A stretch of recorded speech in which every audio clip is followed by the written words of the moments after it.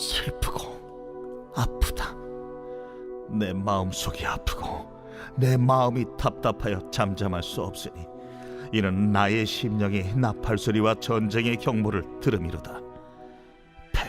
패망이 연속하여 온 땅이 탈취를 당하니 나의 장막과 휘장은 갑자기 파멸되도다.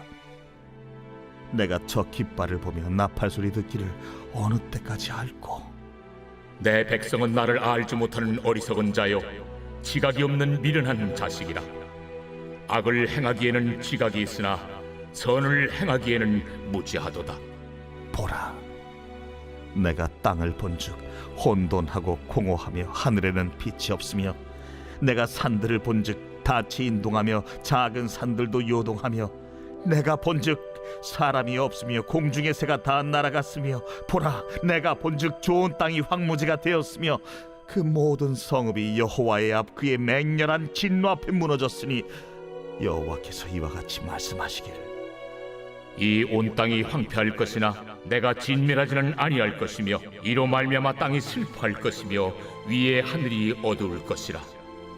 내가 이미 말하였으며 작정하였고 후회하지 아니하였은즉 또한 거기서 돌이키지 아니하리라 하셨음이로다.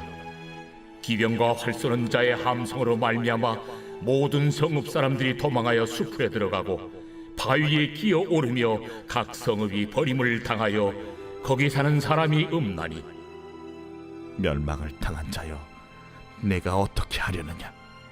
내가 붉은 옷을 입고 금장식으로 단장하고 눈을 그려 꾸밀지라도 내가 화장한 것이 헛된 일이라 연인들이 너를 멸시하여 네 생명을 찾느니라. 내가 소리를 들은즉 여인의 해산하는 소리 같고 초산하는 자의 고통하는 소리 같으니 이는 시온의 딸의 소리라. 그가 헐떡이며 그의 손을 펴고 이르기를, 내게 화가 있도다.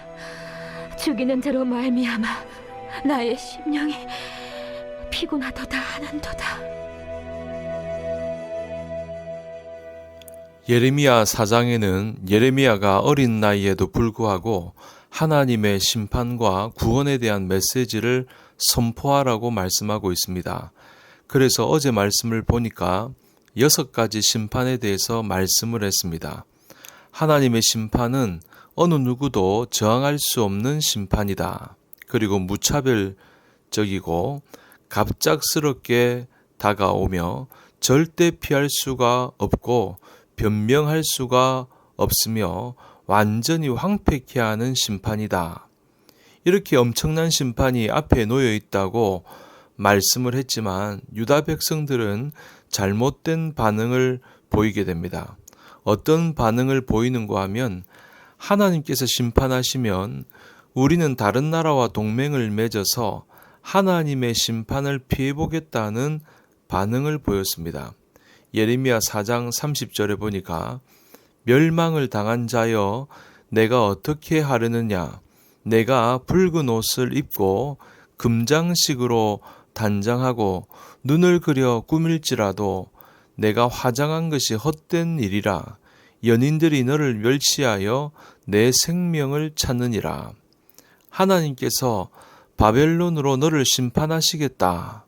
그러므로 항복하고 너의 죄를 먼저 자복하고 심판하시기 전에 구원받으라고 말씀하시는데, 유다 백성들은 붉은 옷을 입고 금장식으로 단장하고 눈을 그리고 동네에 나가 다른 남자를 유혹을 하겠다는 것입니다.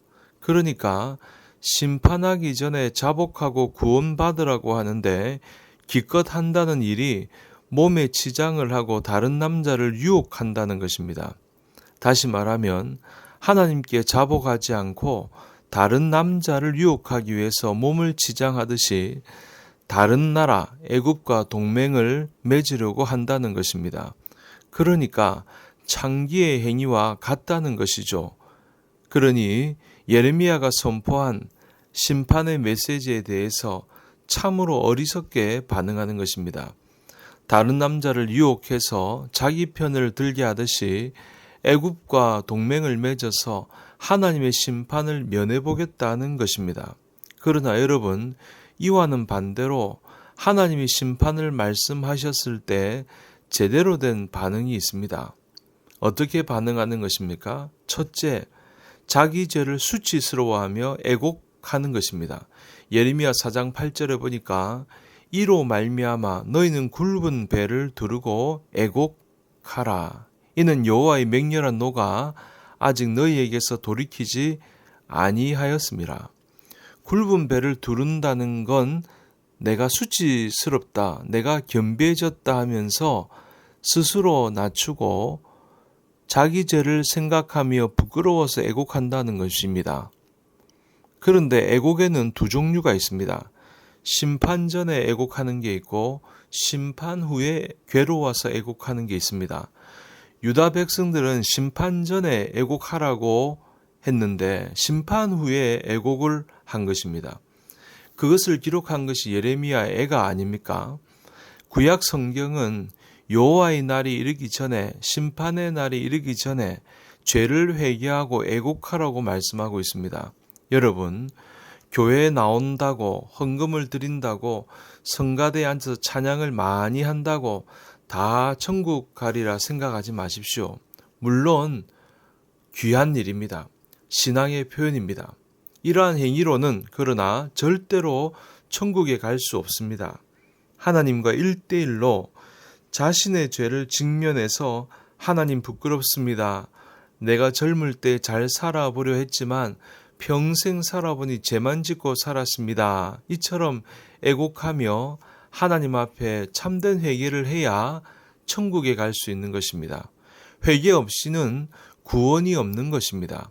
그러니 심판이 이르기 전에 하나님 앞에 나와 애곡하고 회개하는 것입니다. 둘째, 마음의 악을 씻어 버리는 것입니다. 본문 14절에 보니까 예루살렘아 내 마음의 악을 씻어 버리라. 그리하면 구원을 얻으리라. 내 악한 생각이 내 속에 얼마나 오래 머물겠느냐. 마음의 악을 씻어 버리라 하는 겁니다. 악이 머물러 있는 자리는 사람의 마음입니다. 그리고 악은 생각의 형태로 머물러 있습니다. 머물러 있다는 것은 영어로 보니까 로지, L-O-D-G-E 이 단어를 사용하는데 이불을 덮고 베개를 베고 자며 아주 자리를 잡고 산다는 뜻입니다. 다시 말해 악한 생각이 우리 마음 속에 아예 뿌리 내리고 자리 잡고 산다는 것입니다. 예수님께서도 악의 근원은 마음이라고 했습니다. 마태복음 15장 18절 19절에 보니까 입에서 나오는 것들은 마음에서 나오나니 이것이야말로 사람을 더럽게 하느니라. 마음에서 나오는 것은 악한 생각과 살인과 간음과 음란과 도둑질과 거짓 증언과 비방이니 악은 마음속에 실제로 행위로 표현되기 전에 생각의 형태로 존재하는 것입니다. 그러므로 외부적인 행위를 교정하는 것은 중요하지 않습니다. 도박하는 사람의 손을 끊어도 어떻습니까? 손목으로 또 하게 되어 있습니다. 마음에 악이 있는 한 외부 행위를 고치는 것은 아무 소용이 없다는 것입니다. 그러므로 생각을 고쳐야 됩니다. 고치는 정도가 아니라 악한 생각을 씻어버리라고 했습니다. 그러므로 여러분, 오늘 예레미야 선지자는 젊은 나이에 하나님의 말씀을 듣고 심판을 선포하면서 다시금 구원의 메시지를 전했습니다. 심판의 메시지가 나올 때 어떻게 하라고 했습니까? 다른 남자를 유혹해서 자기 편을 만들어 심판을 면해 보려 하지 말고 먼저 하나님 앞에 나와 회개하고 애곡하며 마음의 악을 씻어버리면 하나님이 다시 긍휼히 여기셔서 용서해 주시고 다시금 축복을 허락해 주신다고 하는 것입니다. 우리 성도님들 모두가 이런 은혜를 받기를 주님의 이름으로 간절히 축복합니다.